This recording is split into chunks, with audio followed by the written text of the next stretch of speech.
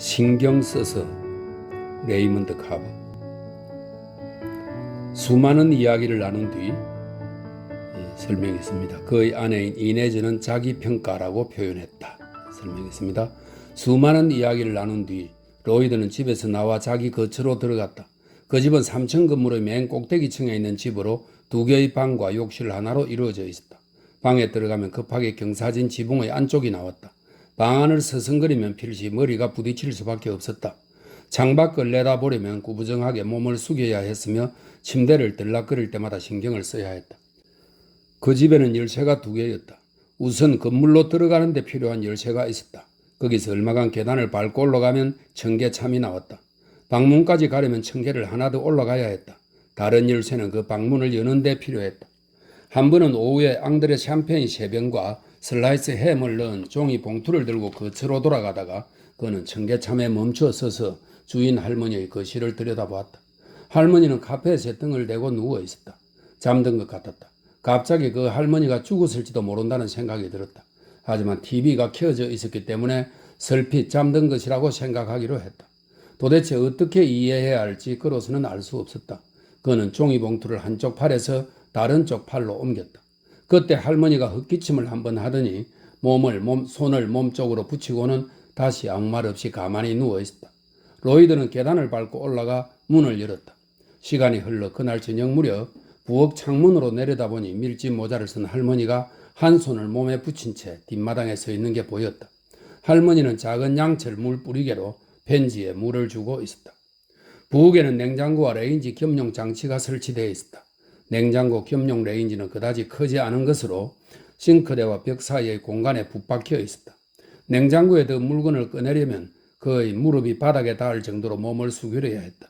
하지만 냉장고에 들어있는 것이라고는 과일 주스, 슬라이스 햄, 샴페인이 다였기 때문에 별다른 문제는 없었다. 레인지의 버너는 2개였다. 그는 이따금 손잡이가 달린 냄비에 물을 끓여 인스턴트 커피를 끓여 먹었다. 커피를 마시지 않는 날도 있었다. 마시는 걸 잊어버리거나 그냥 마시고 싶은 마음이 들지 않아서였다. 어느 날 아침에는 깨어나자마자 샴페인과 함께 크림 도넛을 먹은 적도 있었다. 몇 년 전까지만 해도 이런 식으로 아침을 해결한다고 하면 껄껄거리고 웃었을 사람이었다. 이제는 뭐 이상하게 여길 게 하나도 없어 보였다. 사실은 그날 저녁 침대에 누워 아침에 일어나서 했던 일들을 하나하나 돌이켜보고서야 그 일도 생각났다. 처음에는 기억할 만한 일은 하나도 없다고 생각했다. 그러다가 샴페인과 함께 도넛을 먹은 일이 떠올랐다. 예전의 그였다면 살짝 미친 게 아니냐며 친구에게 돌려줘야겠다고 생각했을 것이다. 그러나 이제는 생각하면 생각할수록 이거든 저거든 그게 뭐가 문제냐는 생각이 들었다. 샴페인과 도넛으로 아침 식사를 했다. 그래서 어쩌라고? 가구가 구비된 그의 방에는 작은 식탁 세트, 작은 소파, 낡은 안락의자, 다탁 위에 놓인 TV가 있었다. 전기요금을 따로 내지 않았기 때문에 심지어 TV도 그의 것이 아니었기 때문에 때로 그는 밤낮으로 TV를 켜두기도 했다. 하지만 보다가 시청하고 싶은 게 없으면 소리를 줄여놓았다. 전화기도 없었는데 그건 괜찮았다. 전화기는 없는 게 나았다. 욕실이 딸린 침대에는 더블베드, 침대용 탁자, 서랍장도 있었다. 이네즈가 한번 찾아온 적이 있었는데 그게 아침 11시였다. 새로운 거처에 살기 시작한 지 2주가 지나는 동안 그는 그녀가 지나는 길에 한 번쯤 들르지 않을까 생각하고 있었다. 하지만 한편으로는 자신의 음주 문제를 해결하고자 노력하고 있었기 때문에 혼자 있는 게 좋기도 했다. 당분간은 혼자 지낼 필요가 있다는 점을 그는 스스로 분명히 해두고 있었다. 그녀가 찾아온 날 그는 파자마 차림으로 소파에 앉아 주먹으로 오른쪽 머리를 치고 있었다. 한 대 더 치려고 하는 순간 청계참에서 목소리들이 들렸다. 그는 아내의 목소리를 알아들을 수 있었다. 멀리서 사람들이 웅성대는 소리처럼 들렸지만 그는 그게 이네즈의 목소리이며 이번 방문이 매우 중요하다는 사실을 깨달았다. 그는 주먹으로 머리에 한 번 더 충격을 가한 뒤 벌떡 일어섰다. 그날 아침에 일어나 보니 귀지가 귀를 틀어막고 있었다. 소리가 잘 들리지 않았고 그 과정의 균형 감각을, 몸의 평형을 잃어버린 것 같았다. 지금까지 1시간 동안이나 때때로 주먹으로 머리를 때리며 될 것 같지 않아도 귀를 어떻게 해버리고 애쓰며 그는 소파에 앉아 있었다. 가끔은 귀 아래쪽 연골 같은 부위를 마사지하거나 귓볼을 세게 당기기도 했다. 그러다가 새끼손가락으로 미친 듯이 귓구멍을 파고는 하품하는 것처럼 입을 벌렸다. 떠올릴 수 있는 모든 방법은 다 시도했지만 그는 점점 궁지에 몰릴 뿐이었다. 그는 아래의 목소리들이 웅성거림을 멈췄다는 건 귀로 분간할 수 있었다. 그는 머리를 한 대 제대로 때린 뒤 잔에 든 샴페인을 다 마셨다. 그는 TV를 끄고 잔을 싱크대에 가져갔다. 건조도 위에 놓아둔 마개를 딴 샴페인 병도 욕실로 가져가 변기 뒤에 놓았다. 그 다음에 그는 문을 열어주려고 나갔다. 안녕 로이드, 이네즈가 말했다. 그녀는 웃지 않았다. 그녀는 화사한 뽀모트를 한 벌 갖춰 입고 문간에 서 있었다. 전에 못 보던 옷이었다. 그녀는 앞뒤로 해바라기를 수놓은 캔버스 백을 들고 있었다. 그 가방도 마찬가지로 전에 못 보던 것이었다. 내 목소리를 못 들었다고 생각했어. 그녀가 말했다. 집에 없거나 뭐 다른 일이 있을 거라고 생각했어. 그런데 아래층에는 할머니 말이야. 이름이 뭐더라? 그래, 메시우스 부인이 위에 있을 거라고 하더라고. 부르는 소리 들었어. 로이드가 말했다. 그런데 잘 안 들리더라. 그는 파자마를 잡아당겼다가 머리를 쓰다듬었다. 사실 지금 내 꼴이 말이 아니거든. 들어와. 아침 11시야. 그녀가 말했다. 그녀는 문을 닫으며 안으로 들어왔다. 그녀는 그의 말을 듣지 못한 것처럼 행동했다. 어쩌면 진짜 듣지 못한 것일지도 몰랐다. 몇 시인지는 나도 알아. 그가 말했다. 일어난 지는 꽤 됐어. 8시부터 깨어 있었어. 투데이 쇼를 조금 봤어. 그런데 지금은 어떤 일 때문에 미치기 일보 직전이야. 귓구멍이 막혔나 봐. 옛날에도 이런 적이 있었는데 기억나? 배달 전문 중국 음식점 근처에 살 때였어. 쇠줄을 끌고 다니던 불독을 애들이 찾아낸 곳이 거기가 맞지? 그때 병원에 가서 귓속을 씻어냈잖아. 분명히 생각날 거야. 당신이 모는 차를 타고 가서 둘이 한참 기다렸다니까? 아무래도 그때와 비슷해. 그때만큼이나 안 좋은 상태라는 거야. 다른 게 있다면 오늘 아침에는 병원에 가지 못했다는 사실뿐. 무엇보다도 찾아갈 만한 의사가 없으니까 미쳐버릴 것 같아. 이내저 머리통을 잘라버리고 싶어. 그는 소파의 한쪽 끝에, 그녀는 다른 쪽 끝에 앉았다. 그래봐야 작은 소파였기 때문에 둘 사이는 여전히 가까웠다. 얼마나 가까웠냐면 손을 뻗으면 그녀의 무릎에 닿을 정도였다. 하지만 그는 그러지 않았다. 그녀는 실내를 한번 둘러본 뒤 다시 그를 바라봤다. 자기가 수염도 깎지 않고 머리도 덥수룩하다는 사실을 그는 알고 있었다. 그렇지만 그녀는 그의 아내였으니까 그에 대해서 알만한 것은 이미 다 알고 있었다. 노력은 해봤어? 그녀가 물었다. 그녀는 파우치를 열어보더니 담배 한 개비를 꺼냈다. 내 말은 지금까지 뭘 해봤느냐는 거야. 무슨 소리가 하고 싶은 거야? 그는 고개를 돌려 왼쪽 귀를 그녀 쪽으로 향했다. 이내저 맹세에 허풍 뜨는 게 아니야. 아주 미쳐버리겠다고.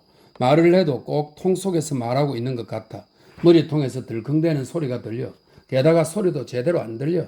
당신이 말하는 소리가 꼭 나 파이프 저편에서 들리는 것 같다. 큐팁스나 큐팁스는 면봉 브랜드를 말합니다. 큐팁스나 웨슨 오일 같은 거 써봤어? 이 녀석아 물었다. 여보, 이건 심각해. 그가 말했다. 내가 큐팁스나 웨슨 오일이 어디 있어? 웃고자 하는 소리지. 웨슨 오일이 있으면 데워서 당신 귀에 조금 넣으면 돼. 엄마는 늘 그렇게 했어. 그녀가 말했다. 그러면 귀 속에 든 것들이 말랑말랑해져. 그는 고개를 흔들었다. 머릿속에 액체로 꽉 차있는 듯한 느낌이었다. 옛날에 시립 수영장의 바닥까지 헤엄쳐 들어갔다가 귀에 물을 가득 채운 채 위로 솟구쳤을 때의 느낌과 비슷했다. 하지만 그 시절에는 귀의 물을 빼는 일은 간단했다. 폐속 가득히 공기를 들이마시고 입을 꾹 다문 채 코를 꽉 쥐기만 하면 됐다. 그 다음에 양볼 가득 숨을 내뱉어 머리 쪽으로 공기를 밀어넣는 것이다. 그러면 귀가 뻥 뚫리고 몇 초 동안 머리에서 흘러내린 물이 어깨로 뚝뚝 떨어질 때의 상쾌한 느낌을 맛볼 수 있었다. 그러고 나서 그는 수영장 바깥으로 몸을 빼냈다. 이내즈는 담배를 다 피운 뒤 불을 껐다. 로이드, 우리 상의할 게 있어. 하지만 한 번에 하나씩 해야겠지? 의자에 앉아봐. 그 의자 말고 부엌에 있는 의자. 뭐가 어떻게 됐는지 화난 데서 봐야 하니까. 그는 머리통을 한 번 더 세게 후려쳤다. 그런 뒤 그는 식탁 의자로 가서 앉았다. 그녀도 따라와 그의 뒤에 섰다. 그녀는 손가락으로 그의 머리칼을 매만졌다. 그러더니 귀가 보이도록 그의 머리칼을 넘겼다. 그가 손을 잡으려 하자 그녀는 그 손을 뿌리쳤다. 어느 쪽 귀가 그런 거야? 그녀가 물었다. 오른쪽 귀. 그가 말했다. 오른쪽이야. 우선 그녀가 말했다. 움직이지 말고 여기 가만히 앉아 있어. 내가 머리핀하고 화장지를 좀 찾아볼 테니까 그걸로 어떻게 한번 닦아내 볼 테니까 잘하면 될 거야. 그는 그녀가 귓속에 머리핀을 넣는다는 상상만으로도 깜짝 놀랐다. 그는 그게 효과가 있을지에 대해 중얼거렸다. 뭐라고? 그녀가 말했다. 이런 이제 나까지 말을 알아들을 수가 없네. 전염성이 있는 건가? 어릴 적 학교 다닐 때 말이야. 로이드가 말했다. 양호 선생님이 있었어. 간호사 같았던 여자 선생님이었지. 그분은 팔꿈치보다 작은 물건은 절대로 귓속에 넣으면 안 된다고 하셨거든. 여기 설명이 있습니다. 이 팔꿈치만한 크기의 물건은 귓속에 들어갈 수 없으니 귓속에는 무엇도 넣어서는 안 된다는 뜻의 관용구라고 하네요. 팔꿈치보다 작은 물건은 절대로 귓속에 넣으면 안 된다고 하셨거든. 그는 귀의 내부를 크게 그려놓고 그 안에 들어있는 각종 기관들, 예컨대 도관, 통로, 내벽 따위의 복잡한 구조를 설명해 놓은 벽걸이 차트를 어렴풋하게 떠올렸다. 그래? 그 간호사는 이런 경우를 한 번도 본 적이 없었겠지? 이네즈가 말했다. 어쨌거나 무언가 하긴 해야지. 일단 이것부터 해보는 거야. 만약 그래도 안 된다면 다른 방법을 찾아야지. 그게 인생이야. 그렇지 않아? 하고 싶은 말이 뭐 따로 있는 거야? 로이드가 물었다. 말한 그대로야.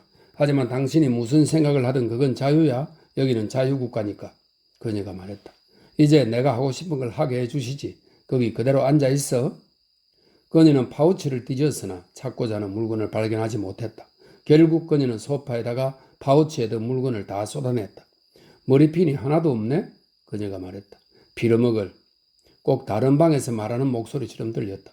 어떤 면에서는 그의 상상 속에서 그녀가 그런 말을 한 것 같기도 했다. 오래전에 자신들에게는 ESP가 있어서 이 ESP는 텔레파시처럼 오감이 아닌 다른 감각을 이용해서 인지하는 능력을 말합니다. 오래전에 자신들에게는 ESP가 있어서 서로 무슨 생각을 하는지 알 수 있다고 느끼는 시절도 있긴 했다. 누가 말을 시작하면 다른 쪽이 그 말을 끝낼 수 있을 정도였다. 그녀는 손톱깎이를 집어들고 얼마간 만지작거렸다. 그는 그녀의 손안에서 손톱깎이의 일부분이 반운을거리며 펼쳐지는 광경을 지켜봤다. 손톱깎이에서 손톱을 다듬는 줄칼이 나왔다. 그의 눈에는 그녀가 작은 단도를 잡고 있는 것처럼 보였다. 지금 그걸 내 귓속에다 넣으려고? 그가 물었다. 더 좋은 의견이 있는 모양이지? 그녀가 말했다. 나는 이 이상 다른 방법은 모르겠어. 집에 연필은 있겠지? 그걸로 하면 좋겠어? 아, 스크루 드라이브가 어디 굴러다닐지도 모르겠다. 그렇게 말하더니 그녀는 웃음을 터뜨렸다. 걱정하지 마. 자, 로이드. 상처 같은 걸 내지는 않을 거야. 신경 쓸 거라고 말했잖아. 이 끝에 화장지를 감쌀 거야. 그러면 괜찮아. 말한 대로 신경 쓸 거야. 당신은 거기 가만히 앉아 있으면 되는 거야. 화장지를 가져올게. 면봉을 만들어야지. 그녀는 욕실로 들어갔다. 그녀는 얼마가 나타나지 않았다. 그는 작은 식탁 의자에 그대로 가만히 앉아 있었다. 그는 그녀에게 말해야 하는 것들에 대해 생각하기 시작했다. 그녀에게 그는 스스로 샴페인으로만 절제하고 있다고 말하고 싶었다. 그 샴페인마저도 조금씩 줄여나가고 있다고 말하고 싶었다. 이제 모든 게 시간 문제였다. 하지만 그녀가 돌아왔을 때 그는 한마디도 할 수 없었다. 어디서부터 시작해야 할지 그로서는 알 수 없었다. 어쨌든 그녀는 그에게 눈길 한번 주지 않았다. 그녀는 소파에 쏟은 물건들 중에서 담배 하나를 끄집어냈다. 라이트로 담배에 불을 붙인 뒤 그녀는 창가에 서서 거리를 바라봤다. 그녀가 뭐라고 말했지만 그는 무슨 소리인지 알아들을 수 없었다. 그녀가 말을 그치고 난 뒤에도 그는 뭐라고 말했는지 묻지 않았다. 그게 무슨 말이든 그녀가 재차 말하는 걸 그 자신이 원하지 않는다는 걸 알고 있었다. 그녀는 담뱃불을 껐다. 하지만 그녀는 몸을 앞으로 기댄 채 여전히 창가에 서 있었다. 지붕이 그녀의 머리에 닿을 듯 가까웠다. 이내저, 그가 말했다. 그녀는 돌아서서 그에게 다가왔다. 그는 손톱줄 끝에 있는 화장지를 볼 수 있었다. 한쪽으로 머리를 돌리고 가만히 있어. 그녀가 말했다. 그래, 그렇게. 이제 움직이지 말고 가만히 앉아 있어. 움직이지 마. 그녀가 다시 말했다. 신경 써줘. 그가 말했다. 부탁이야. 그녀는 대답하지 않았다. 제발, 그가 말했다. 그리고 그는 더 이상 말하지 않았다. 그는 두려웠다. 손톱 줄이 자신의 귀 안쪽에서 돌아가며 귀지를 찾는 동안 그는 눈을 감고 숨을 참았다. 심장도 박동을 멈출 게 분명하다고 그는 생각했다. 그러는 동안 그녀는 손톱 줄을 조금 더 밀어넣고는 그 안에 뜬 것을 어떻게 해보려고 나를 앞뒤로 움직이며 돌렸다. 그의 귀 속에서 딸그락거리는 소리가 들렸다. 악! 그가 말했다. 아팠어? 그녀가 귀에서 손톱줄을 꺼내며 한 발자국 뒤로 물러섰다. 어때? 뭐가 좀 달라진 것 같아, 로이드? 그는 두 손을 양쪽 귀에 올리고 고개를 숙였다. 똑같은 걸? 그가 말했다. 그녀는 그를 바라보며 입술을 깨물었다. 욕실에 갔다 와도 되지? 그가 말했다. 뭘 더 하기 전에 말이야. 난 욕실에 좀 가야겠어. 가, 이네즈가 말했다. 나는 아래층으로 내려가서 주인 할머니한테 왜 쓴 오일 같은 게 있는지 알아보고 와야겠어. 큐팁스가 있을지도 몰라. 아까는 왜 그 생각을 못했을까? 할머니한테 물어보는 거 말이야. 그게 좋겠어. 그가 말했다. 나는 욕실에 갈게. 그녀는 문 앞에 서서 그를 바라봤다. 그리고는 문을 열고 밖으로 나갔다. 그는 거실을 가로질러 침실로 들어간 뒤 욕실의 문을 열었다. 그는 변기 뒤로 손을 뻗어 샴페인 병을 꺼냈다. 그는 길게 한 모금 들이켰다. 미지근했지만 잘도 넘어갔다. 그는 조금 더 들이켰다. 처음에 그는 샴페인에만 한정시킨다면 술을 계속 마셔도 상관없지 않을까 하고 진지하게 생각했었다. 하지만 얼마 지나지 않아 그는 자신이 하루에 서너 병씩 마신다는 사실을 알게 됐다.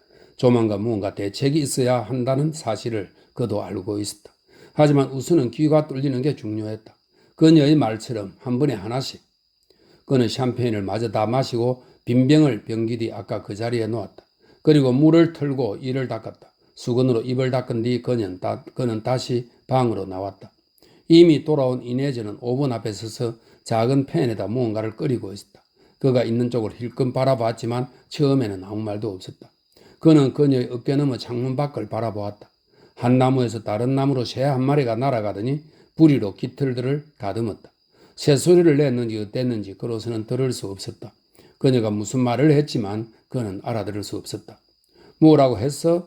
그가 물었다. 그녀는 고개를 흔들더니 오븐 쪽으로 돌아섰다. 하지만 곧 그녀는 다시 돌아서서 큰 목소리로 천천히 말했고 이번에는 그도 알아들을 수 있었다. 욕실에다 뭘 감춰 놓았더라. 줄이려고 애쓰는 중이야. 그가 말했다. 그녀가 뭐라고 말했다. 뭐라고? 그가 물었다. 뭐라고 한 거야? 진짜 그녀의 말이 들리지 않았다. 나중에 얘기하자고. 그녀가 말했다. 우린 상의할 게 좀 있어, 로이드. 우선 돈 문제. 하지만 다른 일들도 있어. 우선은 귀부터 살펴봐야겠어. 그녀는 팬에 손가락을 넣어보더니 팬을 들었다. 조금 식혀야겠어. 그녀가 말했다. 지금은 너무 뜨거우니까 앉아. 이 수건을 어깨에 걸쳐봐. 그는 들은 대로 행동했다. 그는 의자에 앉아 목과 어깨에 수건을 둘렀다. 그리고 주먹으로 머리통을 한 대 쳤다. 빌어먹을. 그가 말했다. 그녀는 바라보지 않았다. 그녀는 다시 한번 팬에 손가락을 집어넣어 온도를 쟀다. 그리고 플라스틱 잔에 팬에 담긴 액체를 부었다. 그녀는 잔을 들고 그에게 다가갔다. 무서워할 필요 없어. 그녀가 말했다. 주인 할머니가 쓰는 베이비 오일일 뿐이니까. 이런저런 문제가 있다고 얘기했더니 이게 도움이 될 거라고 하시더군. 보증은 못해. 이네즈가 말했다. 하지만 그 안에 든 것들을 느슨하게 만들기는 할 거야. 자기 남편한테도 그런 일이 있었대. 한 번은 남편의 귀에서 귀지가 나왔는데 그게 엄청나게 큰 무슨 막에 같았다는 거야. 그게 귀지, 정확하게 그거였다는 거지. 할머니가 이걸 해보래. 그리고 큐팁스는 하나도 없대. 큐팁스가 하나도 없다니 도무지 이해할 수가 없어. 그 부분은 정말 놀랐어. 좋아, 그가 말했다. 알았어, 뭐라도 괜찮아. 이네즈, 이렇게 살아가느니 차라리 죽는 게 낫다고 생각해. 알겠어? 정말이야, 이네즈. 머리를 한쪽으로 기울여봐. 그녀가 말했다. 움직이지 마. 귓속에 꽉 찰 때까지 부은 뒤에 이 행주로 막을 테니까. 당신은 10분 동안만 거기 가만히 앉아 있으란 말이야. 응? 그 다음에 다시 보자. 이것도 안 먹히면 글쎄 그때는 나도 방법이 없어. 그때는 어떻게 해야 할지 나도 모르겠어. 먹힐 거야. 그가 말했다. 이걸로 안 된다면 총을 찾아서 머리에 쏘아버릴 거야. 진심이야. 정말 그러고 싶은 기분이야. 그는 머리를 돌리더니 아래로 기울였다. 그 바람에 그는 새로운 시각에서 방에 있는 물건들을 바라볼 수 있었다. 하지만 모든 것들이 옆으로 누웠다는 사실만 빼고 그 전에 바라볼 때와 달라진 것은 하나도 없었다. 더 숙여, 그녀가 말했다. 의자를 붙들고 중심을 잡으며 그는 더욱 머리를 낮추었다. 그의 시야에 들어오는 모든 사물이, 그의 인생에 들어찬 모든 사물이 그 방의 한쪽 멀리에 있는 것처럼 보였다. 그는 귓속으로 들어가는 따뜻한 액체를 느낄 수 있었다. 그러고선 그녀는 행주를 들고 귀에 갖다 댔다. 잠시 뒤 그녀는 그의 귀 주위를 주무리기 시작했다. 그녀는 그의 턱과 두개골이 맞붙는 지점의 말랑말랑한 살을 눌렀다. 그녀는 귀의 윗부분에 손가락을 대고 손끝으로 여기저기를 두드리기 시작했다. 얼마쯤 시간이 흐르자 그는 과연 얼마나 오랫동안 자신이 거기 앉아 있었는지 알 수 없을 지경이 되었다. 10분은 좋게 지났을 것 같았다. 그보다 더 오래 있을지도 몰랐다. 그는 여전히 의자를 잡고 있었다. 가끔가다 그녀의 손가락이 옆머리를 누를 때면 그는 그녀가 부은 따뜻한 오일이 귓속의 관 안에서 앞뒤로 움직이는 것을 느낄 수 있었다. 그녀가 누르는 방식에 따라 머리 안에서 나지막하지만 바스락대는 소리가 들리는 듯했다. 똑바로 앉아, 이네즈가 말했다. 그는 앉아서 귓속의 액체가 빠져나가는 동안 손등으로 머리를 받쳤다. 그녀는 수건으로 액체를 받았다. 그러고는 그의 귀 주위를 닦았다. 이네즈는 코로 숨을 쉬고 있었다. 로이드는 그녀의 숨이 들어왔다가 나가는 소리를 들을 수 있었다. 그는 집 밖 거리를 달리는 자동차 소리와 집 뒤쪽 부엌 창문 아래 전기 가위가 쓱싹거리는 소리를 또렷하게 들을 수 있었다. 어때? 이네즈가 물었다. 그녀는 찡그린 얼굴로 두 손을 허리깨에 얹고 대답을 기다렸다. 이제 잘 들려? 그가 말했다. 괜찮아진 거야. 이제 들을 수 있다고. 당신이 꼭 물속에서 말하는 것 같았는데 이젠 아니야. 깨끗하게 들려. 괜찮아. 세상에. 잠시나마 미쳐버리는 줄 알았다고. 하지만 이젠 좋아졌어. 다 들려 여보. 들어봐. 커피를 끓일게. 주스도 있고. 가봐야 해. 그녀가 말했다. 안 그래도 무슨 일이 있는데 늦었어. 하지만 다시 올 거야. 언제 같이 나가서 점심 사 먹자. 우린 얘기 좀 할 게 있어. 나는 머리를 이쪽으로 하고 잠잘 수가 없어. 그게 원인이야. 그가 말을 이었다. 그는 그녀를 따라 거실로 갔다. 그녀는 담배에 불을 붙였다. 그랬단 말이지. 이쪽 머리만 바닥에 붙여서 잤기 때문에 귀가 막혀버린 거야. 그 사실을 잊어버리지 말고 이쪽 머리를 바닥에 붙이고 잠들면 다 괜찮아질 거라고 생각해. 내가 신경 쓰기만 하면 무슨 소린지 알겠어? 등을 붙이거나 왼쪽으로 돌려서 잘 수만 있다면 말이야. 그녀는 그를 바라보지 않았다. 영영 그렇지는 않겠지. 물론 그럴 수가 없지. 그건 나도 알아. 그렇게 할 수도 없어. 남은 인생 동안 그런 식으로만 자겠다는 건 불가능하지. 어쨌든 당분간은 왼쪽으로만 아니면 등을 바닥에 붙이고. 그러나 이렇게 말하는 동안에도 그는 다가올 밤이 두렵다는 생각이 들었다. 그는 침대에 들어가기 위해 마음의 준비를 하는 순간과 그 다음에 찾아올 일들이 벌써부터 두렵기 시작했다. 앞으로도 몇 시간이 지나야 찾아올 순간들이었지만 벌써부터 그는 두려웠다. 밤중에 자신도 모르게 오른쪽으로 돌아 누웠다가 베개에 가해지는 머리통의 무게 때문에 귓속의 어두운 관들을 귀지가 다시 막아버리게 된다면, 아침에 깼는데 귀는 들리지 않고 천장은 머리 위 몇 인치까지 내려와 있는 것 같다면, 하나님 맙소사, 그가 말했다. 미치겠어. 너무 끔찍해. 이네저. 악몽을 꾸는 것 같았어. 이네저. 어딜 가야만 하는 거야? 말했잖아. 다시 모든 것을 파우치 속에 집어넣고 떠날 채비를 갖추며 그녀가 말했다. 그녀는 손목시계를 바라봤다. 안 그래도 늦었다고. 그녀는 문으로 갔다. 하지만 문 앞에서 그녀는 돌아서더니 그에게 뭐라고 얘기했다. 그는 듣지 않았다. 그는 듣고 싶지 않았다. 그녀가 하지 않으면 안 되는 그 말을 하는 동안 그는 입술의 움직임을 지켜봤다. 그 말을 마친 뒤 그녀는 안녕이라고 말했다. 그러더니 그녀는 문을 열었다 닫으며 밖으로 나갔다. 그는 옷을 입기 위해 침실로 갔다. 하지만 곧바로 바지만 걸친 채 그는 서둘러 밖으로 나와 문까지 갔다. 그는 문을 열고 가만히 서서 귀를 기울였다. 아래쪽 청계참에서 이네즈가 오일을 빌려줘서 고맙다고 매슈스 부인에게 말하는 소리가 들렸다. 그 할머니가 천만에요 라고 말하는 소리도 들렸다. 그 다음에는 그녀의 죽은 남편과 그 사이의 연관성을 이끌어내는 말을 들었다. 그는 그녀가 전화번호를 남겨두고 가세요. 뭔 일이라도 생기면 전화할 테니까 모를 일이니 라고 말하는 소리를 들었다. 그런 일이 없기를 바라요 라고 이네즈가 말했다. 어쨌든 번호는 알려드릴게요. 혹시 필기 도구 같은 게 있으신가요? 로이드는 매슈스 부인이 서랍을 열어 이리저리 뒤지는 소리를 들었다. 그 다음에는 말씀하세요 라는 부인의 목소리가 들렸다. 이네즈는 그들의 집 전화번호를 알려줬다. 고맙습니다 라고 그녀는 말했다. 뵙게 되어 반가웠다오 매슈스 부인이 말했다. 그는 이네즈가 계단을 걸어내려가 현관문을 여는 소리를 들었다. 그리고 그는 그 문이 닫히는 소리를 들었다. 그는 그녀가 그들의 차에 시동을 걸고 떠날 때까지 기다렸다. 그러고 나서 그는 문을 닫고 침실로 돌아가 옷을 마저 입었다. 신발을 신고 끈을 묶은 뒤 그는 침대에 누워 턱까지 이불을 덮었다. 그는 이불 속에 밀어넣은 두 팔을 몸쪽으로 바싹 붙였다. 그는 두 눈을 감고 자신이 밤이 되어 이제 막 잠들려고 하는 사람이라고 생각했다. 그러고는 두 팔을 들어 가슴 위에 교차시키며 그 자세가 자신에게 편한지 생각해 보았다. 그는 두 눈을 감고 한번 자는 척 해보았다. 괜찮아 라고 그는 생각했다. 됐어. 다시 귀가 막히게 되는 상황을 원하지 않는다면 바닥에 등을 대고 잠들기만 하면 되는 일이었다. 그럴 수 있다는 걸 그는 알고 있었다. 잠자는 동안에도 잘못된 쪽으로 돌아 누우면 안 된다는 걸 잊지 않을 것이었다. 밤에 너댓 시간 자는 게 어쨌든 그에게 필요한 전부였다. 그 정도는 어떻게든 할 수 있으리라. 사람에게는 그보다 더 나쁜 일도 일어날 수 있으니 어떤 점에서 그건 도전이었다. 그러나 그가 감당하는 수밖에 없었다. 그는 그래야만 한다는 사실을 알고 있었다. 이었고 그는 이불을 걷어젖히고 일어섰다. 아직 하루는 반 넘게 남아있었다. 그는 부엌으로 들어가 작은 냉장고 앞에 몸을 수그리고 새 샴페인 병을 꺼냈다.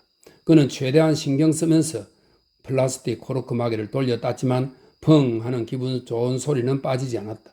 그는 컵에 묻은 베이비 오일을 가셔내고 샴페인을 가득 따랐다.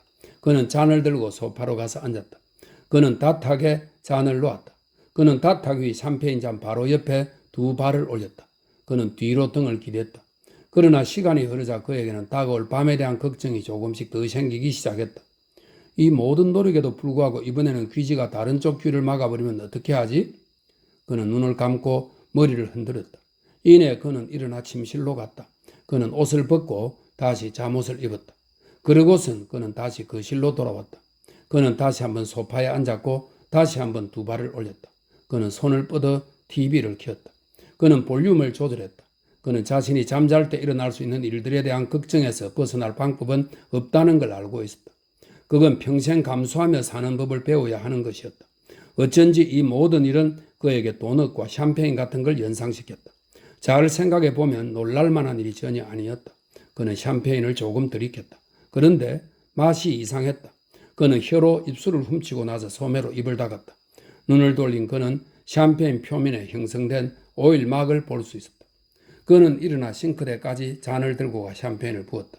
그는 샴페인 병을 거실로 들고 와 소파 위에 편안하게 앉았다. 그는 병의 목을 잡고 들이켰다. 그에게는 병나발을 부는 버릇이 없었지만 그렇게 많이 이상한 것 같지는 않았다. 그는 한낮에 소파에 앉아서 잠잔다고 해서 그게 몇 시간이고 등을 바닥에 대고 자야만 하는 사람보다 더 이상하다고 말할 수는 없다고 판단했다. 그는 창밖을 내다보려고 머리를 숙였다. 햇살의 각도로 볼 때, 그리고 방에 드리워진 그림자로 볼 때 3시쯤이라고 그는 추측했다.